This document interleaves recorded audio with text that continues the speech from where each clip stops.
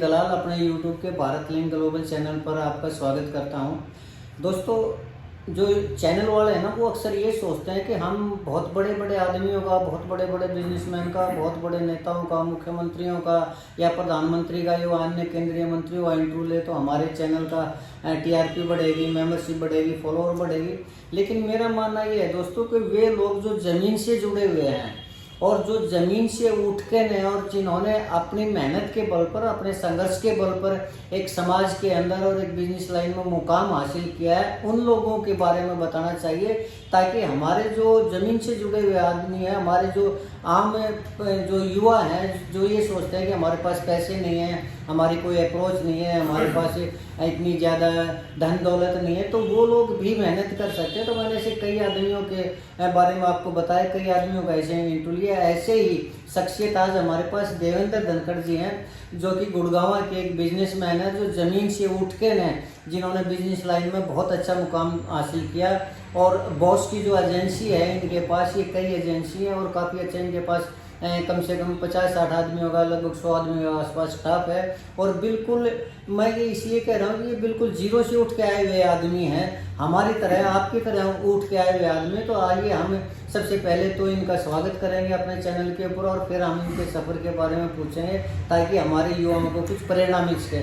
धनखड़ साहब, आपका हमारे चैनल पर बहुत बहुत स्वागत। अच्छा देवेंद्र जी, थोड़ा सा हम चाहेंगे कि आपका जो जीवन है वो प्रेरणादायक हुआ है, तो आपने कहाँ से शुरुआत की इस काम की? इस काम की शुरुआत के लिए पहले मैंने जॉब ही करी थी इस काम को समझने के लिए, क्योंकि पूंजी बहुत मुश्किल से कमाई जाती है और बहुत मुश्किल से संभाली जाती है। जी, तो कोई नुकसान ना हो किसी भी टाइप का, तो पहले हमने जॉब करी, फिर उसके बाद हमने धीरे धीरे एक छोटे सेटअप से ऐसे बड़े सेटअप। आज आपने इसकी कोई टेक्निकल डिग्री ली थी जो? अच्छा, पहले तो ये बताइए, जो बॉस का आपका ये सेंटर है, ये क्या क्या काम करता है? मतलब बॉस के मल्टी ब्रांड वर्कशॉप है जो कि सारी गाड़ियों का काम करती है। ठीक है, तो कितने सेंटर हैं आपके पास ये बॉस के?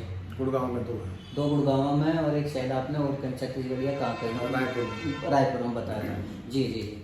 तो बिल्कुल शुरुआत में आपको इस तरह की एजेंसी है, ये कैसे मिली? आप कह रहे थे कि आपके पास कोई टेक्निकल डिग्री भी नहीं है, तो ये एजेंसी लेने में या फिर इस काम को समझने में कोई दिक्कत नहीं आई आपको? नहीं, ये आज से कोई 19 साल पहले की बात है, जब गाड़ियों में यूरो 3 आया ही था। तो स्कैनर्स की और डायग्नोसिस की जरूरत पड़ती थी उसमें। मार्केट में बहुत कम ऐसी थी जो कि डायग्नोसिस प्रोवाइड कर रहे थे, तो बॉश प्रोवाइड कर रहा था।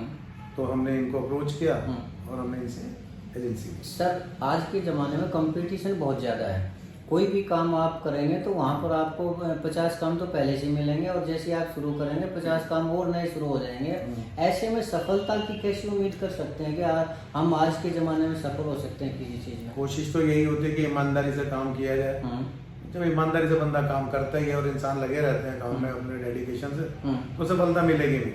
अच्छा, बहुत बढ़िया। सर, आप ज़मीन से उठ के आए हैं, तो क्या आजकल रोजगार है नहीं देश के अंदर? मोदी जी हैं, वो रोजगार को ख़त्म करने लगे। गवर्नमेंट जॉब तो ये मान के चलिए कि ख़त्म हो ही चुकी हैं, और नौकरी भी है तो वो भी 20-20 हज़ार रुपये की, 15-15 हज़ार रुपये की नौकरी मिल रही है। ऐसे में अगर कोई गांव से निकल के नए और शहर में आके अपना काम जमाना चाहे तो क्या वो सफल हो सकता है, और क्या आप उसके लिए कोई सलाह देंगे? नहीं, बिल्कुल जी। मैं उसके लिए बोलूँगा, जो बंदा काम करेगा तो सफल तो होगा ही होगा, बल्कि आना चाहिए लोगों को बाहर निकल के, ताकि और लोगों को रोजगार मिले। जो कंपटीशन के ज़माने में सफल होने की कितनी गारंटी है? वो युवा जिसके पास पैसा नहीं है। सर, किसी भी काम को शुरू करने के लिए पैसा चाहिए ही होता है। बाकी ये है कि छोटे से भी अपने अमाउंट को देखते हुए बंदा सेटअप शुरू करेगा तो उसी हिसाब से ही आगे बढ़ेगा वो। ऐसा नहीं है कि एक बड़ा जहाज खड़ा कर लिया, उसको रन करने के पैसे नहीं मिलते, कैसे चलेगा? तो आप क्या ये कहना चाहते हैं कि छोटे से, अगर पूंजी नहीं है तो छोटे से शुरू करना चाहिए? बिल्कुल जी। ठीक है। तो क्या आपका राजनीति में भी कोई किसी तरह का रुझान है? नहीं, मेरा कोई ऐसा नहीं, टाइम ही नहीं मिलता जी यहाँ से। क्यों सर? आपको कौन सी पार्टी पसंद करते हैं आप? पार्टी पसंद करने में वही जो आपने जो पॉइंट बोले, रोजगार दे लोगों को, काम धंधे में थोड़ी सहूलियत हो, तो उनके नॉर्म्स ऐसे हो कि भाई ज्यादा टैक्सेस ना हो, वही पार्टी पसंद आएगी जी बिजनेसमैन आदमी को। आपकी ने कहा नॉर्म्स, तो क्या वर्तमान सरकार है वो बिजनेसमैन के नजरिए से सही पार्टी है, खरी उतरती है वर्तमान सरकार? नहीं, जो इनके टैक्सेस हैं वो रोज बरोज किसी ना किसी चीज पे बढ़ते ही जा रहे हैं। एक लेबर क्लास को हम देखते हैं जो हमारे यहाँ काम करती है वो पिसते ही रहते हैं। क्यों? क्योंकि अभी किराया 4,000 रुपये, फिर 2 महीने बाद ही 4500 हो गया, फिर साल बाद 5,000 रुपये हो गया। पढ़ाते हम जरूर हैं बट उनके हर जगह जैसे बच्चे गांव में हैं उनके, तो उनका भी तो खर्चा बढ़ता ही है ना वहाँ पे। एमएसएमई सेक्टर के लिए आप सरकार से क्या मांग करना चाहेंगे? एमएसएमई सेक्टर में सरकार ने ऑप्शंस दी हैं, हम मान रहे हैं, लेकिन जो जिनको आगे वो फॉरवर्ड करनी है वो फैसिलिटीज, वो बहुत आनाकानी करते हैं। अच्छा, मतलब इम्प्लीमेंटेशन नहीं है। इम्प्लीमेंटेशन बिल्कुल भी नहीं है इसकी। क्या भ्रष्टाचार है उसमें? पैसे मांगते हैं अधिकारी? नहीं, पैसे किसी ने नहीं मांगे, बट वो कोई ना कोई छोटी मोटी चीज को लेके रिजेक्ट ही करते रहते चीजों को। अच्छा, क्या पैसे लेने के लिए या काम ना करना पड़े इसलिए रिजेक्ट करते हैं? अब वो तो जी हमारी, जब वो रिजेक्ट करते तो उनको दोबारा अप्रोच ही नहीं करते कि बाहर में जाओ यार, कुछ ना कुछ चाहिए ही होगा, इसीलिए ही तो कर रहा होगा। अभी आप और हम डिस्कस कर रहे थे, आपने कहा था कि ये वर्तमान सरकार है, बीजेपी सरकार तो ठीक है, लेकिन नरेंद्र मोदी का, अमित शाह का जो काम करने का जो स्टाइल है वो नेगेटिव है। तो कैसे लग रहा है आपको, कैसा क्यों है? जो आप जैसे यूट्यूब वाले चैनल्स बनाते हैं हम उनको सुनते रहते हैं, पता है कि थोड़ा सा मीडिया में उल्टा सीधा होता ही है कि कुछ गलत बोला जाता है, कुछ सही बोला जाता है, बट बोला जा रहा है तो कुछ ना कुछ तो होगा ही, तभी तो बोला जा रहा है। आपका कहने का मतलब ये है कि धुआं वही होता है जहाँ होती है। तो बिल्कुल चलिए, आप यहाँ तक पहुँचे हैं धनखड़ साहब, तो आपने समाज के लिए या फिर परमात्मा के थैंक्स करने के लिए क्या किया है आज तक आपने? जो बन पड़ता है वो जरूर करते हैं जी। किसी को जरूरत होती है, जैसे गौशाला वाले आ गए या कोई ब्लाइंड स्कूल वाले आ गए, उनके लिए अब एक बार शुरू करते हैं तो फिर वो आते ही रहते हैं, महीने में 1-2 बार कोई ना कोई विजिट करता ही है, तो उनकी मदद कर देते हैं। मतलब ये है कि जो आपके पास आता है लगभग आप मना नहीं करते, जितनी आपकी कैपेसिटी होती है उतना प्रयास करते हैं। जी, बहुत बढ़िया। आपके और कोई फ्यूचर प्लानिंग, जैसे कभी कोई चुनाव लड़ने का मूड हो या फिर बिजनेस में ही रहने का मूड हो, बिजनेस को एक्सपेंड करने का मूड हो या इंटरनेशनल लेवल पे जाने, क्या फ्यूचर प्लानिंग है आपकी? देखो जी, चुनाव लड़ने की कहानी तो ऐसी है कि उस रास्ते को ना ही देखे तो बढ़िया, क्योंकि वहाँ साफ तो कुछ है ही नहीं। तो अब इतना गंदा होने का टाइम नहीं है, क्योंकि फिर ये काम छूट जाएगा। जो मेरे साथ लोग जुड़े हैं उनका क्या होगा? तो चुनाव लड़ने का कोई हुआ नहीं। तो देवेंद्र जी, हम आपसे आखिरी सवाल पूछना चाहेंगे कि आप हमारे उन युवाओं को क्या संदेश देना चाहेंगे जिनके पास पैसा नहीं है, सिफारिश नहीं है, कोई और उनके पास रिसोर्स नहीं है, वो आगे आए तो कैसे आए, कैसे अपने जीवन को आपकी तरह सफल बनाएंगे, ये बताइए आप आखिरी सवाल आपसे।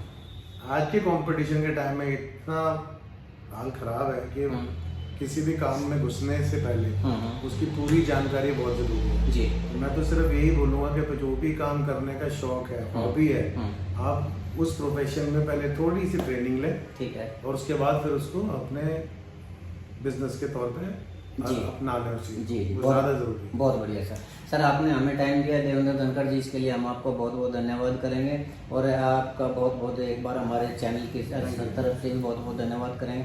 तो दोस्तों, ये थे हमारे देवेंद्र धनखड़ जी, जो बिल्कुल जीरो से उठ के आगे आए हैं और अपनी मेहनत के बल पर, अपनी ईमानदारी के बल पर और अपने काम के प्रति जुनून के बल पर आज ये एक सफल बिजनेसमैन है और ये युवाओं के लिए एक प्रेरणादायक है। तो मेरा कहने का मतलब यह है कि कोई भी युवा जो मेहनत कर सकता है और जिसमें काम करने का जुनून है, भले ही उसके पास पैसे ना हो, लेकिन अगर वो काम करना चाहता है तो वो काम कर सकता है और आगे बढ़ सकता है। और देवेंद्र जी ने ये बिल्कुल ठीक कहा कि ज़रूरी नहीं है कि आप रोजगार करके नौकरी हासिल ही करें, आप एम्प्लॉय नहीं एम्प्लॉयर बनिए और आप एम्प्लॉयर बन सकते हैं। जब देवेंद्र जी जैसे लोग ज़मीन से जुड़े लोग बन सकते हैं तो आप भी एम्प्लॉयर बन सकते हैं। आज इनके पास लगभग 100 आदमियों का स्टाफ है, तो वो सिर्फ इनकी मेहनत के बल पर है, इनके काम करने के जुनून के बल पर है। तो आप भी ऐसा कर सकते हैं, नौकरी के पीछे ना भागे। क्यों? क्योंकि आजकल नौकरी 15,000 20,000 रुपये की नौकरी मिलती है, उसमें होता क्या है, लेकिन अगर आप मेहनत करते हैं, अपना काम करते हैं तो स्काई इज़ द लिमिट, उसकी कोई लिमिट ही नहीं है। तो आप अपना काम करिए, अपना रोजगार करिए, मेहनत से काम करिए और ईमानदारी से काम करिए, परमात्मा ज़रूर आपको सफलता देगा। तो आज के लिए इतना ही दोस्तों, मैं इतना ही कहना चाह रहा था। अगर आपको मेरा ये वीडियो पसंद आया तो मैं चाहूँगा कि आप हमारे इस वीडियो को लाइक करें, शेयर करें, दोस्तों मेरे इस चैनल को सब्सक्राइब जरूर करें। इसके साथ एक बार फिर से देवेंद्र धनखड़ जी का आपका भी बहुत बहुत धन्यवाद। नमस्कार, जय हिंद, जय भारत।